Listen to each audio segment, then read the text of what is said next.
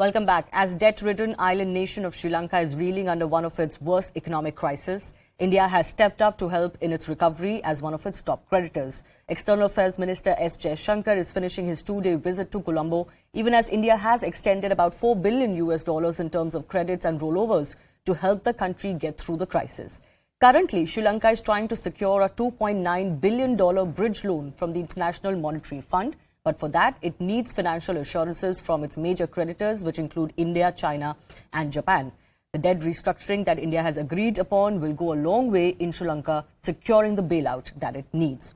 Foreign Minister of Sri Lanka, MUM Ali Sabry, is joining us exclusively on the meetings he's had with his Indian counterpart in just a bit.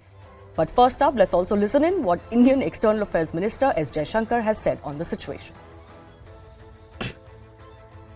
My primary purpose of coming to Colombo at this time is to express India's solidarity with Sri Lanka during these difficult moments.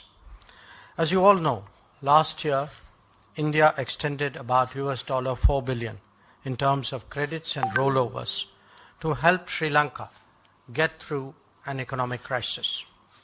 For us, it was an issue of neighborhood first and not leaving a partner to fend for themselves.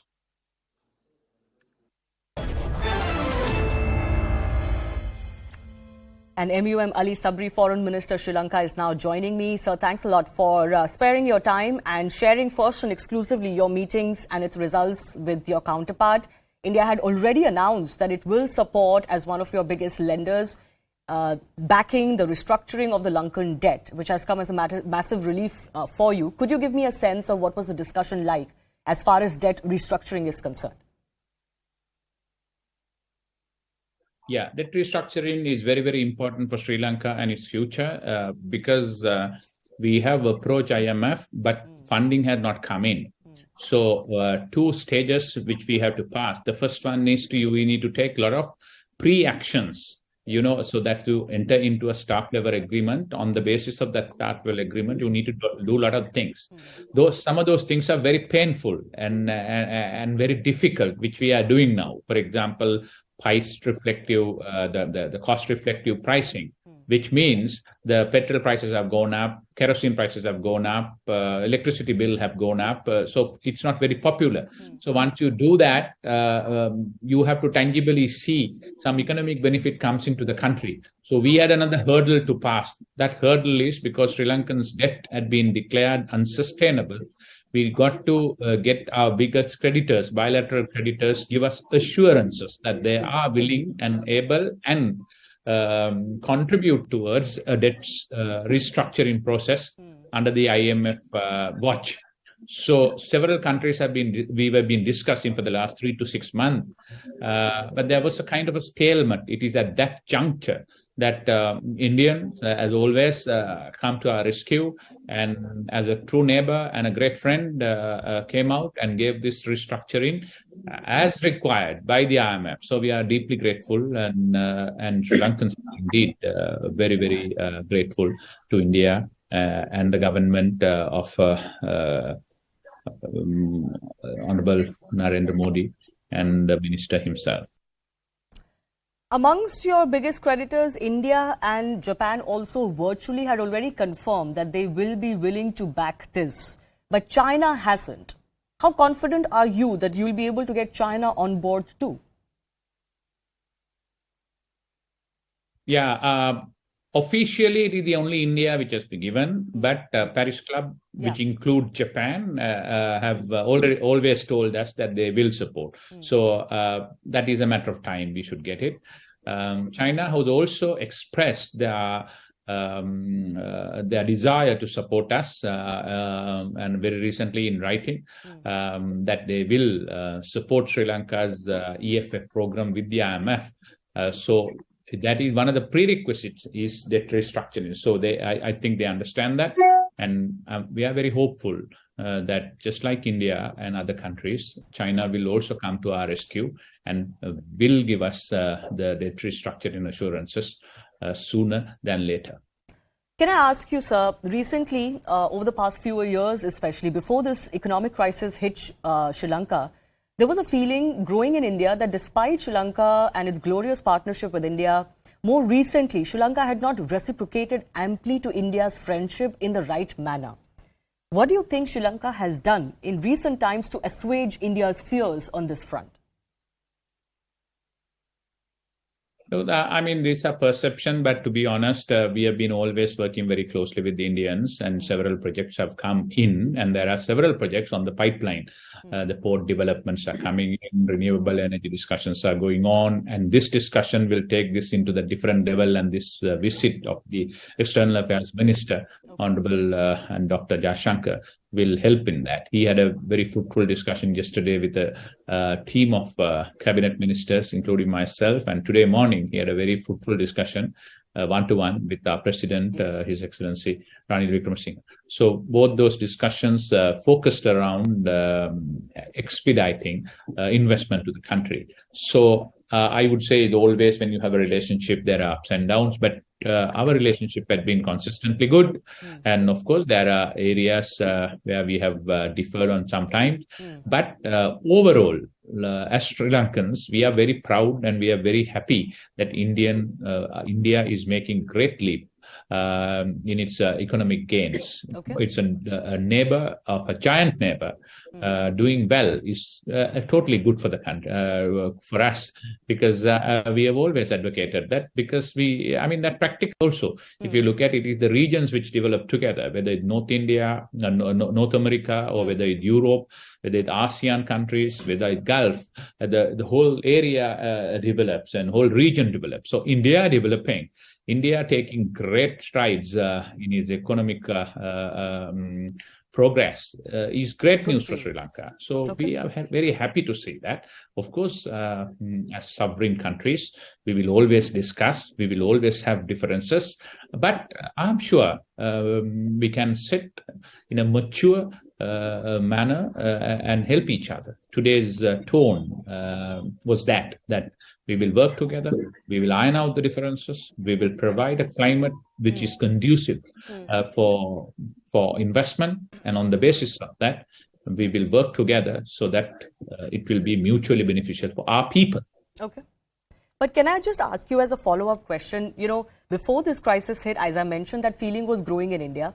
During this crisis, India has extended funds of up to $4 billion, and they've really come through as a good neighbor, and if I may use the term, as a big brother. As you said, it's a giant country in the neighborhood, and it helps you and your growth as well.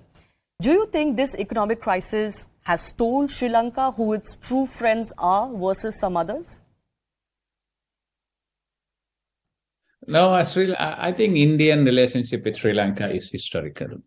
We share a civilization together. Ours is religious, cultural, social, economic, and security concerns all together. So I don't agree that we have. Of course, there were times that differences of opinion comes in, even in the family that comes in. But we have always been good friends, and India had always stood by Sri Lanka. If not for Indian support, we wouldn't have not overcome the deadly terrorist outfit which plagued our country for 26 years. So we are very grateful.